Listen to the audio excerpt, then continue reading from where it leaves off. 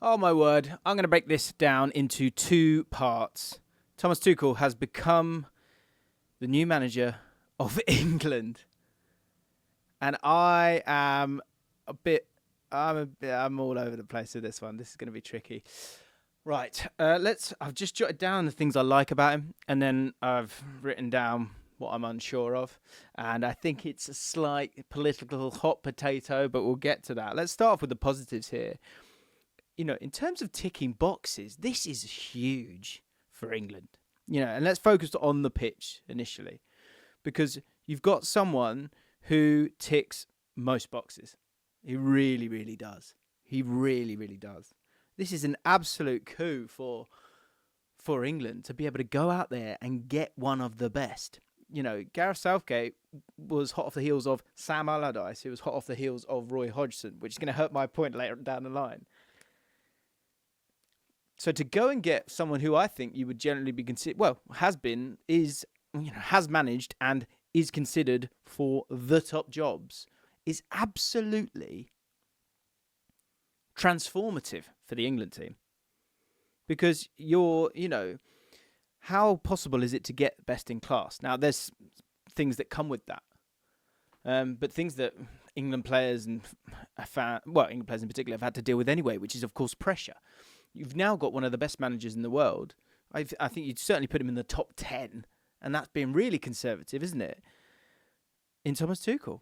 Now, I've spoken to different people who've been able to interview Thomas Tuchel at times, and obviously that's a much easier setting. But there's been glowing tributes to Thomas Tuchel in terms of his ability to be a real charmer and a great talker, and someone that's easy to kind of get along with. So that's a great starting point when it comes to man management. And look at his CV. You know, Dortmund, to be at Chelsea and to do what he did at Chelsea, and what I quite like about the fact that he's been at PSG and done some great things, but importantly experienced a lot. And I think that to have that balance between having experience but also having the hunger to still go and achieve, I think that's huge. You know, when you're going out and trying to get the best manager you can. And when it comes to the FA, obviously the one thing that matters to them, I think now we're at this stage with a generation where they are really sort of moving towards their peak years, is you don't want to miss out on that, obviously.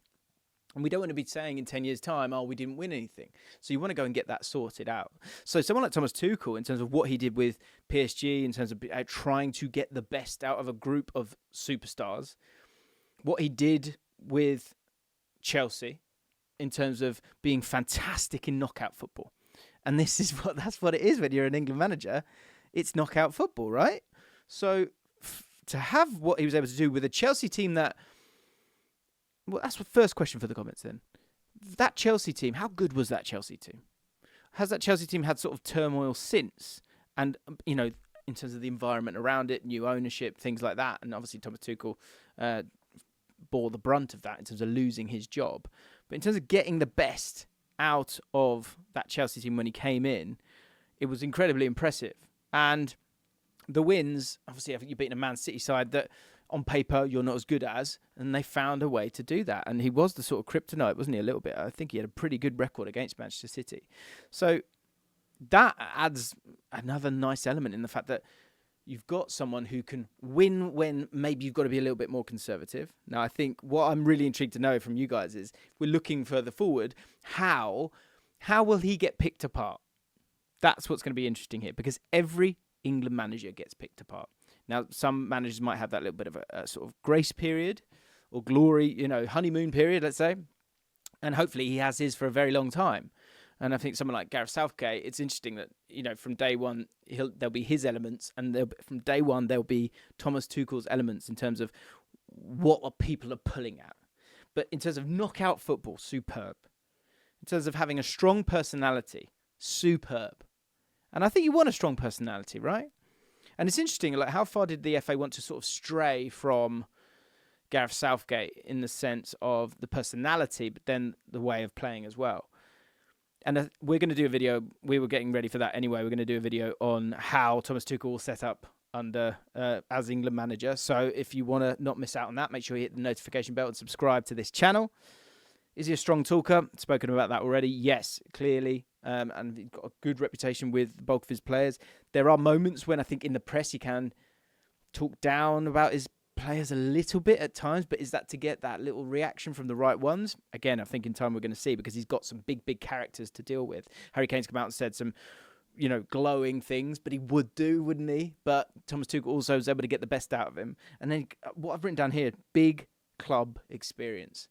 And because as much as that's one, being the dominant side with the best players, but that's two, dealing with the pressure around it. And Chelsea, PSG and Bayern Munich, I don't think it gets much harder than that in terms of having that experience. And this is what I mean. I talk about this a lot. Often there's this weird thing with managers that you've just got to be brilliant, then brilliant, then brilliant, then brilliant at a really young age. The great thing with Thomas Tuchel is he's been a manager for a long time, really, really long time, yet is still young, and he's been in different countries. He's been brave enough to go to those different countries. He's felt comfortable in those different countries as well. France, Germany, and in England. I think that's really impressive, and it shows that he is unafraid as well. And when it comes to Bayern Munich, he was a little bit hard done by, really. Obviously, it wasn't, how good you've got to be. You've got to be perfect when it comes to Bayern Munich, and he lost his job because, Bayer Leverkusen were essentially perfect in terms of not losing a game in the league, and that's something that we've not seen in the Bundesliga for a long, long time. And without making it about Southgate for long, Southgate obviously did very, very well in tournaments, but we're now looking for the, creme de la creme, the best. We want quality football, and we want to win, which is hilarious because we've never won. But maybe sometimes I think, if you think about Sven-Göran Eriksson, you go back to both him and Capello, the idea behind it was that when we've gone for these English guys, they've felt like chumps. Now, they've probably felt like chumps for two reasons. One, probably haven't overly got enough of an opportunity at top clubs, but then again, or they've failed at those top clubs, right? And so that's why there's been a dearth of English managers out there, aside from, full stop. I mean, Eddie Howe is probably the only one at a club that has played Champions League football recently. Let's be honest, Scott Parker, if you want to chuck him in there. But when it came to those foreign managers, it was about getting Sven-Göran Eriksson, who'd been out and about. He'd won the best. He'd won the league. He'd got trophies. And so he should be able to transmit that to this England squad. Fabio Capello, one of the best managers of his generation. Yet he's kind of come out of it with a horrible reputation. So there's so much that we don't know that's going to come here. But I think in 2024, when it's about being tactically very astute as well. I think that's another area where Thomas Tuchel is very, very impressive.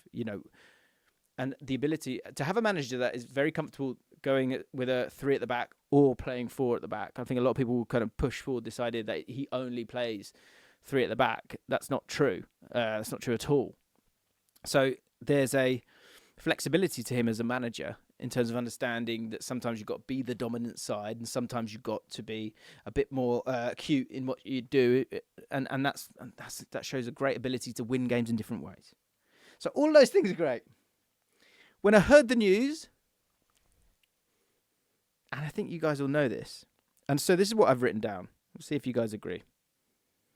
So Thomas Tuchel becoming the England manager, despite all the positives I've said, and what I will caveat it with saying is that I supported England wholeheartedly under Fabio Capello and Sven-Göran Eriksson. And I will be doing the same. But does this suggest a poor commitment to English coaches and giving them an opportunity?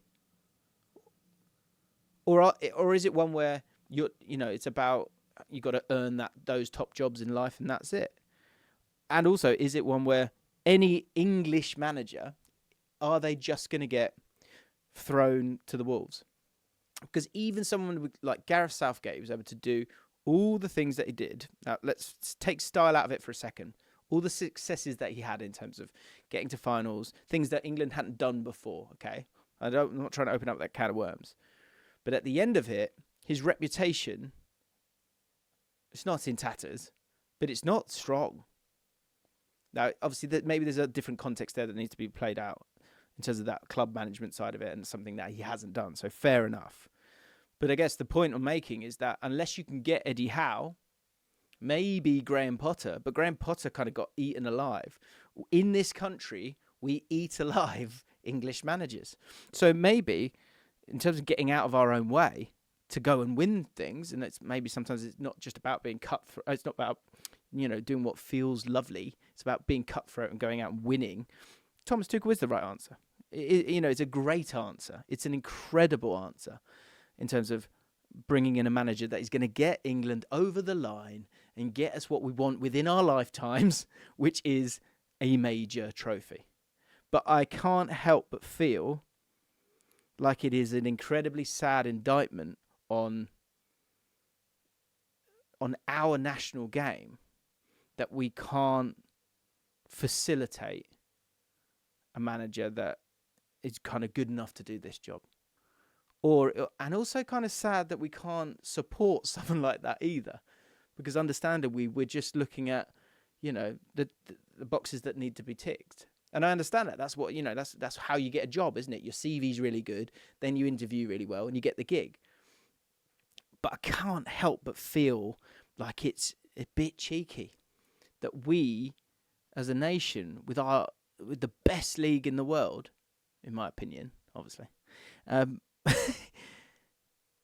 can't find one person and support that person. That saddens me, I'll be honest. But, when I get out of my own way, I'm very, very excited. Very, very excited about the football we might be playing, the nous that we will have, and the tactical knowledge that is making its way into the building. Very, very exciting times. If you enjoyed the grey of that, I hope you do. Don't go after me too harsh. It's just one of those ones where, I'm saddened by that. But what I will say is, it is absolutely not because the dude's German. And that's what scares me a little bit, is that in terms of the threads, this is what we said, so second question for you guys, what's going to get him picked apart and what's going to be fair when it comes to that? For me, you will know on this channel, it's certainly not going to be the fact that he's German. And anyone who kind of does that, that's super disappointing. And I think what I'm fearful of is that people are going to use, you're going to chat this at me now, but people are going to use that as, or my argument of like, why can't we find an English manager, as sort of a turnaround way of saying I don't want Thomas Tuchel, when really it's motivated by something else. For me, truly, it's our sport. So surely we should be promoting our coaches. But have we been feeding our coaches to the wolves? And is it one where, like, when you've had that influx of foreign players, in the 90s, it's one where people are going, oh, well, what about the English players? They need to have the opportunity. Well, actually, the level's been raised and those players need to get to that level. And so that then finds itself. We haven't seen that yet with English coaches because we do turn our nose up at English coaches. I think in time, with all these brilliant foreign coaches, maybe our English coaches will then sort of reach that altitude and align with those great minds that are around the world right now. But obviously right now, it doesn't seem to be there. So maybe it's something I need to think about, but I'd love to know what you think in the comments down below. Let me know and make sure you subscribe to the channel.